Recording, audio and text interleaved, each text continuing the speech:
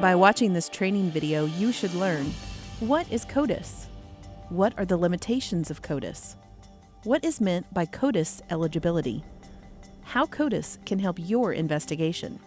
Codis, or the Combined DNA Index System, is the national DNA database created and maintained by the FBI. What does this mean? It means that police departments, law enforcement agencies, and other investigative bodies can share DNA information of suspects and convicted offenders to help solve and prevent crimes. So how does this happen? Codis consists of 3 levels of information sharing. DNA profiles are first entered at the local level, or what is known as the Local DNA Index System, or LDIS. For those of you watching, LDIS refers to the Houston Forensic Science Center. The HFSC uploads profiles directly into this local database. After this, profiles are pushed up to the state level, or what is called the State DNA Index System, or the SDIS. In Texas, it is the Department of Public Safety, or DPS in Austin, that uploads and pushes DNA profiles into the database. Laboratories in Texas share DNA information through the state-level database. Finally, DNA profiles that meet certain criteria are then uploaded to the national database, which is called the National DNA Index System, or NDIS. It is this national database that allows law enforcement agencies nationwide to share DNA profiles with one another and solve or prevent interstate or cross-state crime. As of March 2018, Codis, the name for all levels of the database, housed DNA profiles from about 13 million convicted offenders, 3 million arrestees, and 840,000 evidence samples. When one DNA profile matches another DNA profile, it's called a hit. Since its inception in 1994, Codis has resulted in 415,000 hits and aided in 390,000 investigations.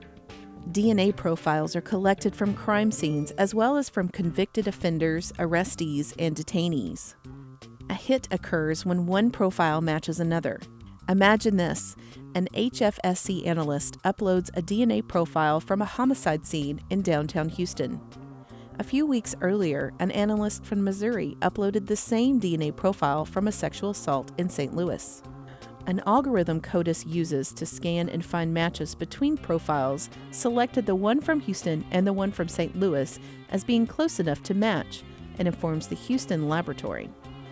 Now, an analyst reviews the information returned by Codis and confirms whether it's a match. If it is, it's called a hit, and the information is shared with investigators. And so, Codis can link between crimes as well as point to potential suspects. This all sounds great, except DNA is private genetic information. How do we help ensure profiles that are linked to a potential perpetrator or convicted offender are those that get uploaded into the database? First, because it's not always possible for a DNA analyst to positively identify and attach a name to a profile found at a crime scene. The FBI has set up stringent guidelines that must be followed before a profile from a crime scene sample can be uploaded into the database. There must be documentation that a crime has been committed. Documentation must also show that an evidence item is associated with a crime or a crime scene. To begin with, it must be reasonable to assume that the biological material found at the scene, whether it is blood, hair, or something else, came from a potential suspect and not from a victim, or in the case of sexual assault, from a consensual sex partner. It also cannot come from someone who can be assumed would have been at the crime scene.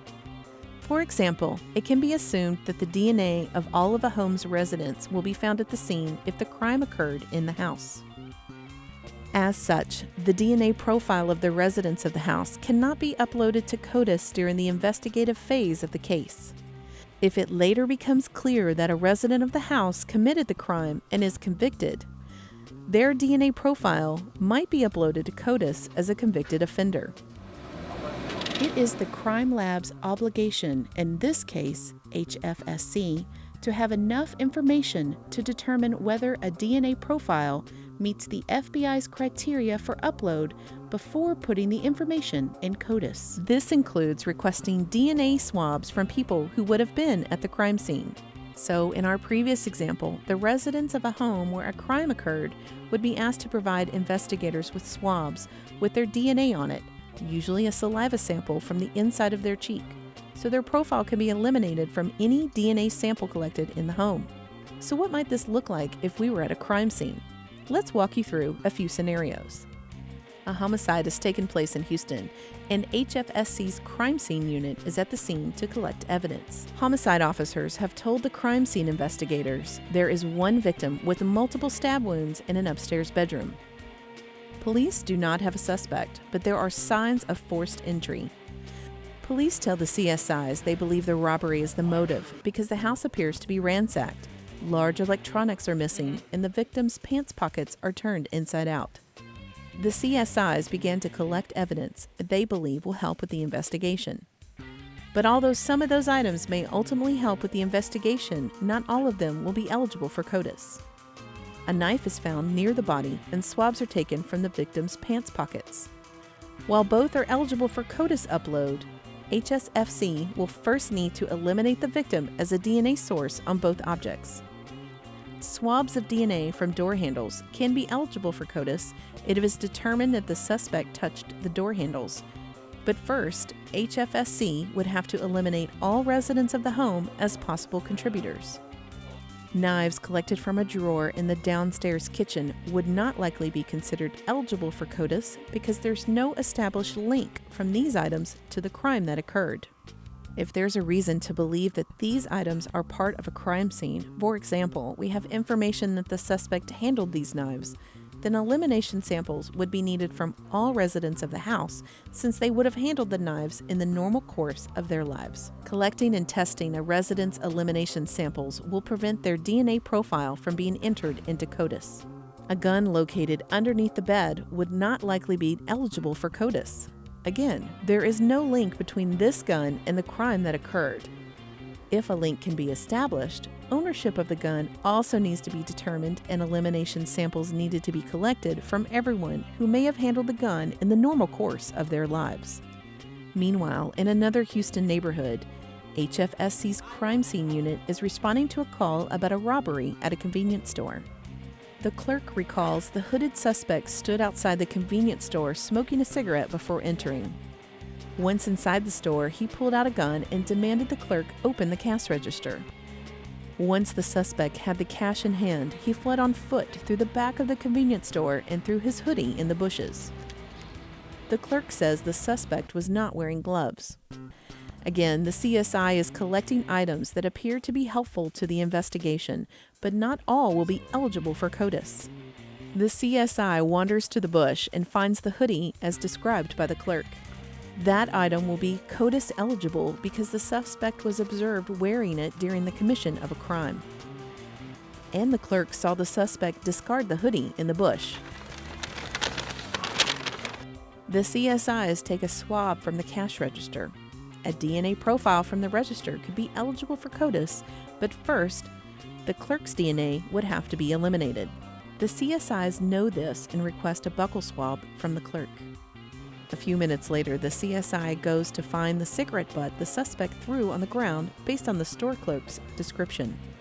But there on the ground, right in the area where the store clerk saw the suspect standing, are multiple cigarette butts. It is impossible to know which one actually belonged to the suspect, so none are Codis eligible.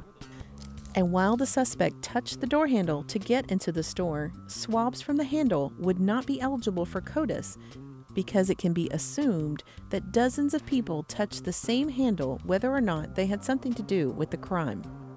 Finally, on what had been a busy night in Houston, the CSI team is processing a stolen vehicle that has been recovered. Police believe the car was used as a getaway vehicle in the bank robbery. A sweatshirt, backpack, baseball cap, cell phone, and a gun are found inside the vehicle matching the description of the ones used in the bank robbery. The vehicle owner has been identified and tells police that these items do not belong to him and were not in the car before it was stolen. Again, the CSIs are focused on the investigation. The evidence they collect may assist with solving the crime, but not all items will be eligible for Codis. DNA profiles collected from the sweatshirt, hat, and gun are eligible because the vehicle owner has said they don't belong to him.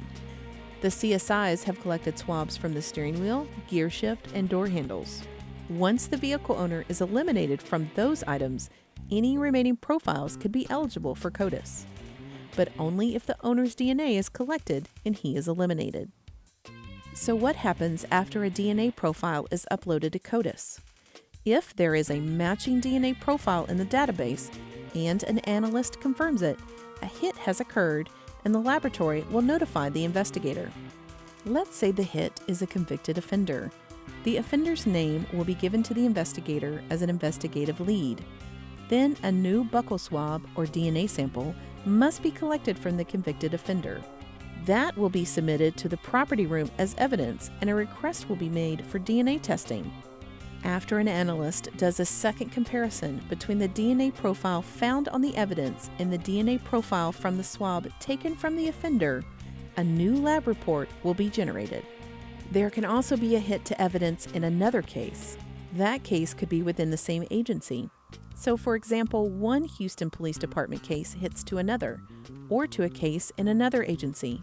If the hit is to evidence in another case, the investigator will be given the case information, including the agency name, agency case number, offense type, evidence description, and the name and contact information of the investigator from the other case. It is then the investigator's responsibility to contact the other involved agency or the investigator from the other case to exchange and share information. If I know my suspect's DNA profile is already in Codis, can you download his profile? No, Codis is a one-way street. Labs can only enter data. Local labs cannot contact other labs and request DNA profiles of convicted offenders. A DNA profile from an evidence item must match to a convicted offender's in Codis in order for the convicted offender's information to be released. Why do I need to recollect the suspect's DNA if there is a Codis hit to a convicted offender? Codis is only an investigative tool and cannot be used in court as evidence. By getting a second buccal swab and requesting testing on that swab, it allows the lab to generate a comparison report and testify to that comparison. What is the difference between a moderate and high stringency hit? The match stringency indicates the similarity between the DNA profiles. A high stringency hit typically occurs when there is an exact match between two DNA profiles. A DNA profile will be searched at a high stringency when the profile is from one individual. Moderate stringency hits occur when there is not an exact match between two DNA profiles. This is typical of partial, meaning not all the DNA data is available, or mixed profiles, indicating that DNA from more than one individual is present on the evidence. Additional investigation should be conducted prior to buccal swab collection to confirm the potential suspect's involvement in the case. Why does the lab need to know if the buccal swab I'm submitting is an elimination sample or a suspect sample? Collecting and testing elimination samples will prevent persons not associated with the crime from having their DNA profile entered into Codis. Providing the lab with that information on the front end saves times for both the analyst and the investigator. If you don't provide the information up front, the analyst will have to contact you to get that information before determining whether the profile is Codis eligible. Do I need to request a Codis search? No. The lab will automatically evaluate all DNA profiles for Codis eligibility. There is no need to submit a separate request. What is a buccal swab? Buccal means cheek or mouth. A buccal swab refers to the collection of DNA from inside of a person's cheek and mouth. You use a Q-tip like a tool to swab or collect DNA from individuals, and these swabs are used to develop DNA profiles from known individuals. Why does the lab ask for DNA samples from consensual sex partners in older cases or cases in which the complainant has refused to cooperate? Collecting and testing elimination samples will prevent persons not associated with the crime from having their DNA profile entered into Codis. Contact us, hfsc.codis@houstonforensicscience.org.